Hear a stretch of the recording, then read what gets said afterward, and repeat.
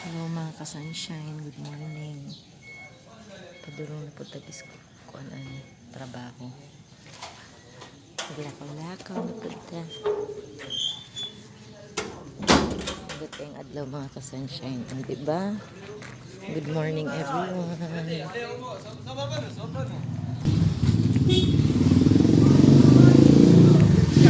Good morning.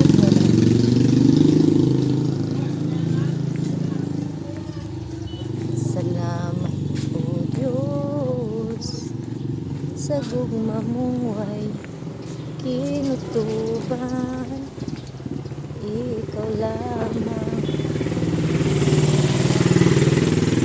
ang angay pasalamatan. Naano ko mga ka-sunshine kay mama. Kwento kay Mama Day.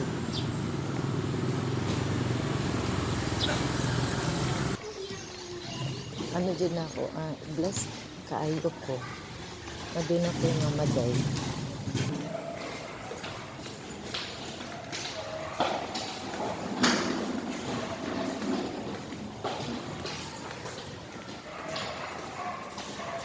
Medyo malinaw ang ating camera mga ka-sunshine dahil na-discover ko na po, nalinisan ko siya. Sabi ni teacher siya, baka ano lang. So ngayon, oh grabe, ang linaw ng mga ka-sunshine. Klaro na ang mga linya sa ko ang kung pila ka buok.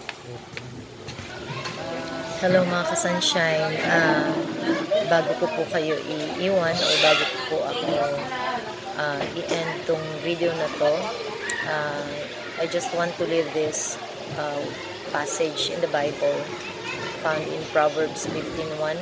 Ang sinabi dito, a soft answer turns away wrath, but a harsh word stirs up anger. So, mga ka-sunshine, paalala lang na kapag merong mga sitwasyon na minsan grabe timely din talaga siya sa sa sitwasyon ko ngayon, no? May mga times talaga na matetest yung yung pasensya mo.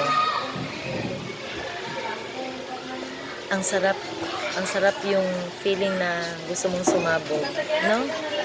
Pero always remember na all the more na sasagot tayo na hindi kaaya-aya, na especially yung tone ng voice natin ay magkukos ng mas iinit yung isang issue kapag sasagutin natin ng pabalang. Okay?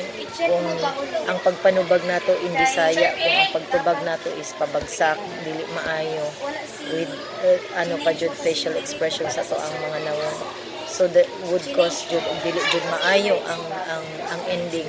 So kana lang akong mga mga ka-sunshine nga kinahanglan ang pag-answer nato ug do na may mga scenario nga kinahanglan o mga issues nga mo arise, kinahanglan be still lang po jud. Kinahanglan ang imong kaugalingon bag-o ka mo tubag, pag una jud usa ay jud yung mutubag dayon og pasuko. Salamat kaayo mga ka-sunshine and God bless.